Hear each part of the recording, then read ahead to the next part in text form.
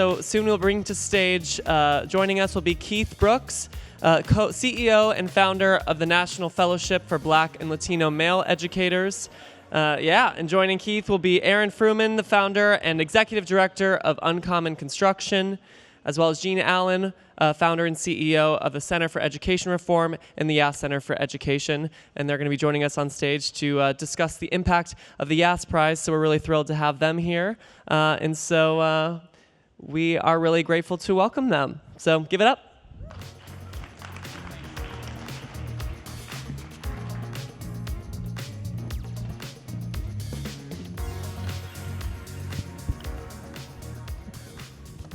So Sol just talked about things worth fighting for.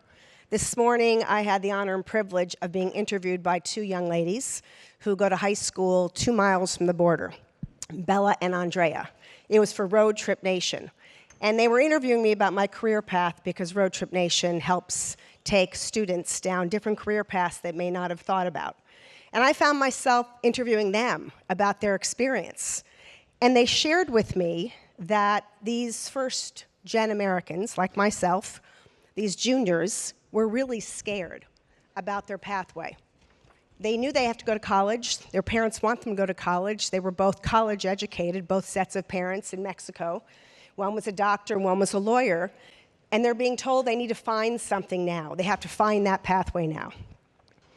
And as I sat there listening to them and counseling them and doing what all of us would have done is give them our thoughts about what they should do, I got angry and I got a lot of anxiety because I thought about this room, this effort, the work we all do, and how many shiny pennies, toys, incredible programs and efforts we have to help students like them.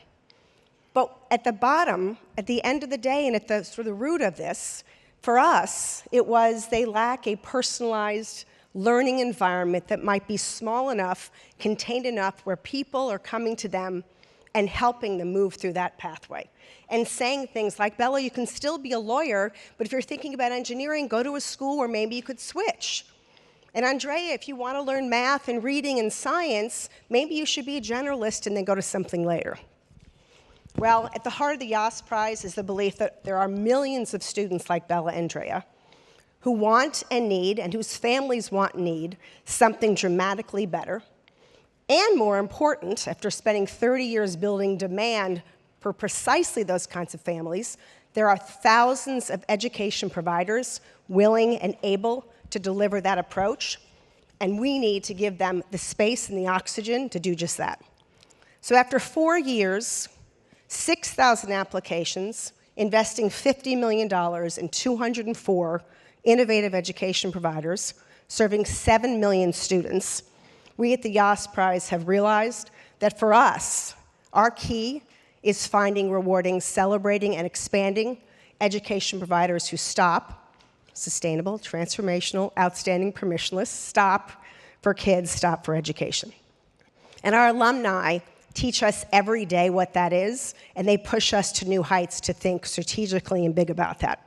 2 of them join us today. They exemplify what it means to transform opportunities, challenges into opportunities, and they recognize that human ingenuity and entrepreneurial rigor are the most potent tools in transforming education.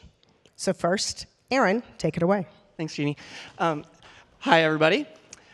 My name is Aaron, and I lead Uncommon Construction, a nonprofit apprenticeship program based in New Orleans, where students from different schools join a diverse team of their peers, where they get paid and they get school credit for building a house together.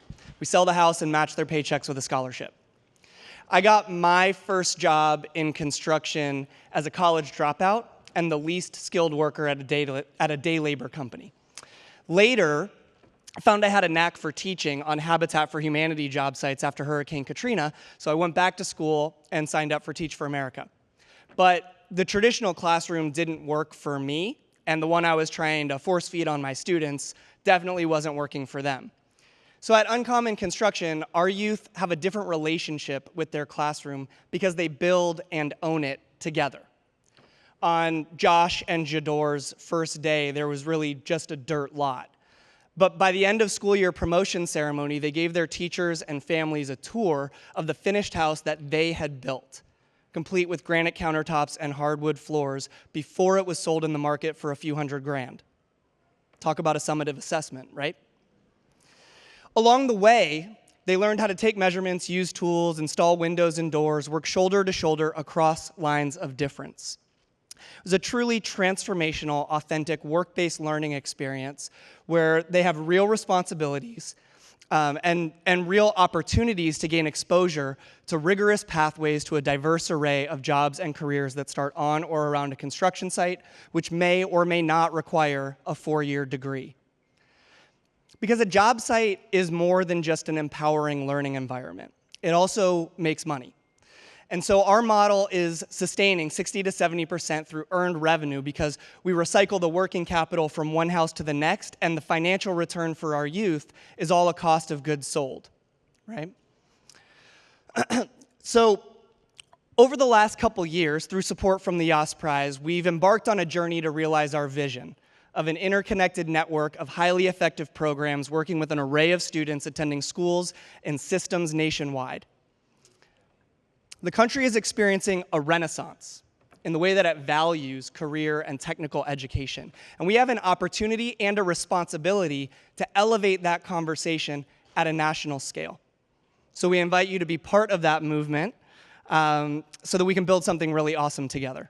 Thank you. So one of the things that Aaron and many of his colleagues taught us along the way is that in order to go and expand to Minnesota and to Ohio and to other places, they need to understand policy. They need to become advocates. And so we constantly, after we get to know them, we introduce them and take them on their own pathway, governors and state legislators and to Washington to tell their story. And I have to tell every one of you in this room, the reason I'm sharing this is because those folks don't hear from us. They only hear from us when we want something. They don't hear from us, we want to bring something to you. And so we learned that in the process also when I met Keith, who had not been connected to this innovation movement, and he's one of the rock stars we wake up every single day. So grateful that he came into our path. Thank you. In 2012, I founded a school as a middle school principal. And in 2018, I realized my dream to create a school I would send my kids to. And I was their principal my last year as a principal. But that dream almost didn't happen. As a first-year teacher, I almost quit 3 times. As an assistant principal, I shouldered the burdens of the school so much so that it almost broke me and my marriage. As a principal, I was the only black male principal out of 32 in the school, and while my peers were afforded the opportunity to focus on student achievement and test scores, I often had to self-affirm that I belong in those rooms. I found myself, after being a principal, lost on my journey to finding more senior and C-level roles. And so eventually I gave up that dream and created a new one. And I said I'm going to help every black and Latino male educator that I can achieve something that I wasn't able to. And so through this journey of founding the National Fellowship of Black and Latino Male Educators, I've learned that this isn't just a me problem. This is a national problem. And while the pandemic has ended, the crisis that faces black and Latino male educators still persists. While 50% of students, public school students are black and Latino, less than 2% of their teachers are black and Latino males. Less than 13% of their principals are black and Latino males. If you extend that to the C-level and the C-suite, less than 13% of their C-level leaders are black and Latino males. And so our goal at the fellowship, we're one brotherhood with 3 pathways to increase the number of black and Latino males in senior and C-level positions. And so we have a revolutionary sort of dream of getting kids interested in the profession through high school apprenticeships, and not just teaching, operations, IT, legal. There's so many ways they can impact the education sector. And then partnering with local universities to get them placed in programs, and then getting them placed in positions in the sector while fostering leadership skills on their rise to senior and C-level positions. And our results have been tangible. We support 120 guys across 26 states and 16 cities, and over I think right now we have 36 of our fellows have become senior and C-level leaders. 16 out of 20 of our founding cohort members have become senior and C-level leaders, and over 2/3 of our alumni have received promotions within 3 years. Woo! Yes. I'll end with this. My mom was a toll worker. You know, the people on the highways you pay toll to, those don't really exist anymore. But that position doesn't exist anymore. And so I would bet that while that has happened to toll workers, it will not happen to school leaders. And what we have not talked about in this conference is that none of the great ideas that we've talked about at this summit will happen without the conditions in schools. And great leaders create great schools. And so that's what we're trying to do through the Yass Prize. We currently support 120 fellows in 4 years, and our goal is to support 120 fellows every year. And so we want to partner with whoever's interested to identify, increase, retain, and sustain the number of Black and Latino male educators, because they look like the kids that we serve. And quite frankly, all students benefit from having a Black and Latino male leader.